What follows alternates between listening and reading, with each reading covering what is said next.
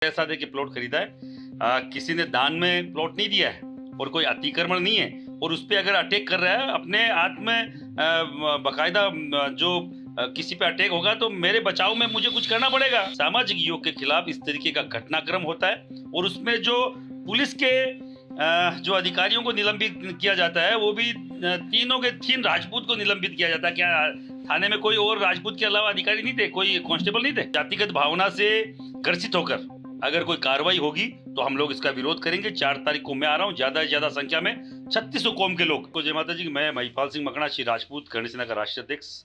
मैं आ रहा हूँ 4 तारीख को पाली कलेक्ट्रेट पे एक राजपूत समाज के युवा के साथ प्रशासन द्वारा जाति की जा रही है।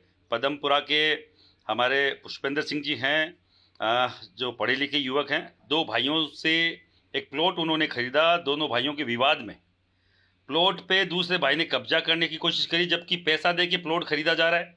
किसी भी जाति से पैसा दे के प्लॉट खरीदते तो कोई अतिक्रमण थोड़ी है।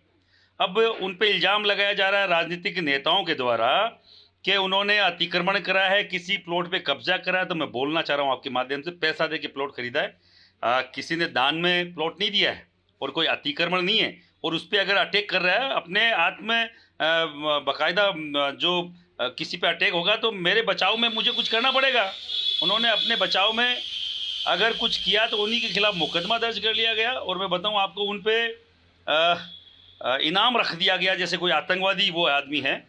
जबकि पढ़ा लिखा युवक है, बहुत इंटेलिजेंट युवक है, फिर भी उसके खिलाफ अच्छे एक सामाजिक युवक के खिलाफ इस तरीके का घटनाक्रम होता है और उसमें जो पुलिस के जो अधिकारियों को निलंबित किया जाता है वो भी तीनों के तीन राजपूत को निलंबित किया जाता है। क्या थाने में कोई और राजपूत के अलावा अधिकारी नहीं थे, कोई कांस्टेबल नहीं थे?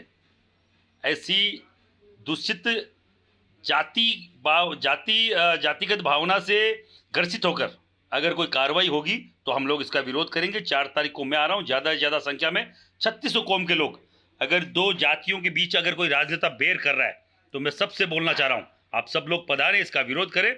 ऐसी घृणित राजनीति से हम लोग कतई साथ नहीं देंगे, इसका विरोध किया जाएगा।